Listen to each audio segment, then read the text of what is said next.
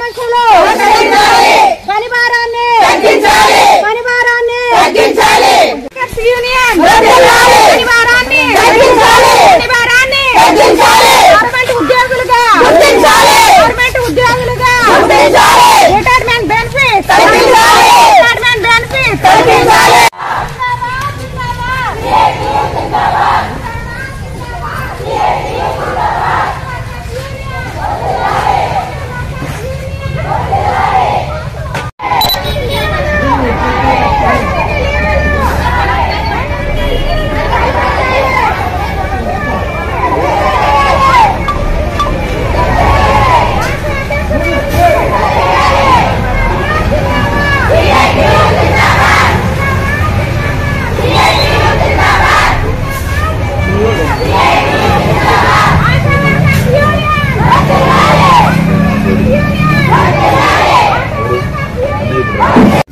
ఆశాల సమస్యల గురించి మేము మాట్లాడుతున్నామండి. మేమందరం టీ నరసాపురం పిహెచ్సి నుంచి ఆశాలు మొత్తం బాయ్కాట్ చేస్తున్నాము. ఆశాలు ఒక బానిసల కంటే హీనంగా చూస్తున్నారు జగన్మోహన్ రెడ్డి గారు. అలాగే ఆశాల్ని గవర్నమెంట్ ఉద్యోగులుగా గుర్తించాలని, సంక్షేమ పథకాలు ప్రజలకు ఎలా అయితే అమలు చేస్తున్నారో అలా అమలు చేయాలని, ప్రతి ఒక్క సంక్షేమ పథకాలు మాకు కూడా వర్తింపజేయాలని, అలాగే మెటర్నిటీ లీవ్లు బెనిఫిట్స్ కల్పించాలని, అలాగే రిటైర్మెంట్ బెనిఫిట్స్ మాకు కల్పించాలని, మేమేమి నేరం చేస్తే మమ్మల్ని అరెస్ట్ చేశారు అలాంటి వాటి గురించి మేము మాట్లాడుతున్నామండి. బస్సుల్లోనూ ఆటోల్లోనూ ప్రతి దాన్ని చెక్ చేయడం గవర్నమెంట్ ఎటువంటి గవర్నమెంట్ ఇప్పుడు వరకు మేము చూడలేదు. అలాగే ఒక ఆడ మనిషిని అర్ధరాత్రి 12-1 గంటల నుంచి తీసుకొచ్చి ఇళ్లలో భర్తలు కూడా చెప్పకుండా తీసుకొచ్చి కళ్యాణ మండపాల్లో పెట్టడం ఏంటో, మేమే ఎవరన్నా హత్య చేసామా లేకపోతే ఏదైనా దొంగతనం చేసామని మమ్మల్ని తీసుకొచ్చి కళ్యాణ మండపాల్లో పెడతారా? పోలీస్ స్టేషన్లు ఏమని అని మమ్మల్ని కళ్యాణ మండపాల్లో పెడతారు.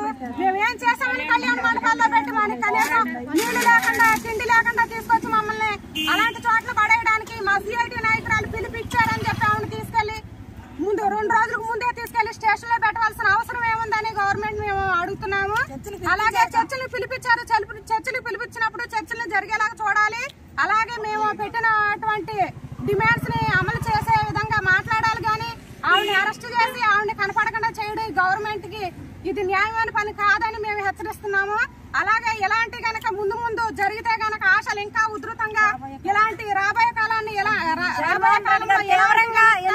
చేస్తే గనక మేము ఎదురిస్తామని, మేమందరూ ఐక్యతగా ఉండి పోరాడతామని, అలాగే మాకు ప్రతి ఒక్క సంక్షేమ పథకాలే కాక మాకు పని భద్రత, తర్వాత మాకు కావాల్సిన హాస్పిటల్కి వెళ్ళినప్పుడు మాకంటూ ఒక రూము, తర్వాత స్టాఫ్ మాకు ఒక రూమ్ అంటూ కల్పించాలని, అక్కడ మేము ఉండే ప్రతి ఒక్క వసతి కల్పించాలని మేము డిమాండ్ చేస్తున్నాము. అలాగే కనీస వేతనం ఇవ్వాలని చెప్పి మేము అడుగుతున్నాము.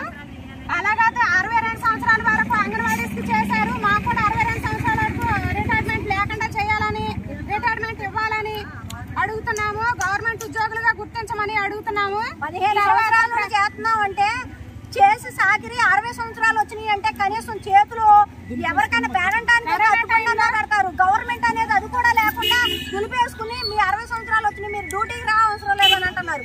ఎక్కడన్నా ఉందా అసలు ఈ గవర్నమెంటేనా? ఇంకెక్కడన్నా ఉందా? ఏ రాష్ట్రంలోనన్నా రిటైర్మెంట్ అనేది ఉందా? లేదు. ఈ రాష్ట్రంలో ఉన్నప్పుడు రిటైర్మెంట్ బెనిఫిట్స్ అనేది కల్పించాలి కదా.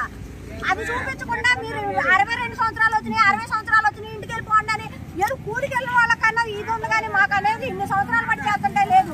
అసలు ఇంకెందుకని రాష్ట్ర గవర్నమెంట్ ఇంత పరివారాన్ని అప్పచెప్తుంది? ల్యాప్లు అప్పచెప్తుంది. 14 ల్యాప్లు తెల్లారిపటికి కలెక్టర్లు ఉద్యోగాలు చేసే వాళ్ళకి కూడా ఉండదు. 7 గంటలకల్లా లాగిన్ అవ్వకపోతే దాంట్లో పెడుతున్నారు వాట్సాప్లో. మీరు ఎందుకు లాగిన్ అవ్వలేదు? సోకాసులు ఇస్తామంటున్నారు. మా ఆశా వర్కర్లు ఏంటి, మా ఎడ్యుకేషన్ ఏంటి, మాకు అసలు అన్ని యాప్లు ఇవ్వటం ఏంటి, ఆ ఫోన్లు ఏంటి, ఎలా అవుతారు? అసలు ఆ గవర్నమెంట్ ఏ విధంగా వైఖరి చూపిస్తుంది మా మీద, ఆశా వర్కర్ల మీద అర్థం కావట్లేదు. అసలు పరిష్కరించే వరకు మా ఈ పోరాటం కొనసాగిస్తూనే ఉంటాం.